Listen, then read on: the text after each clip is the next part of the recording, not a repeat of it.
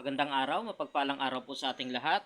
Ngayon po ay papakilala ko sa inyo ang isa dun sa pwede nating itanim dun sa ating pong project na tree planting. So ito po ang pili o tinatawag na Canarium ubatum. So ang pili po ay isa dun sa magandang native trees na ating pong itatanim, lalo na dun sa mga dahilig na lugar o landslide prone area. Kasi ang kanyang ugat po ay malawak ang laila, malalapad, at kaya po nitong humawak ng mabibigat na lupa at mas maraming tubig ang may intake nito sa katawan.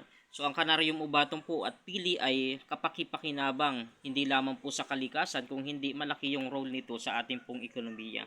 So ang pili ay pwede siyang gawing pili candy, pili nuts, pili roll. So yung ginagawang pampasalubong ng mga kakanin, ganun din po yung dagta niya na Manila Elemi ay malaki po yung pakinabang. Mahal po ang kilo nito. Nagsisilbi po siyang para starter at ginagamit po rin po sa mga cosmetics at sa mga pang varnish. So ito po yung ating isa dun sa itatanim ng mga native trees. So sana po dumami yung ating mga followers and subscriber para madagdagan pa po yung ating mga pantanim.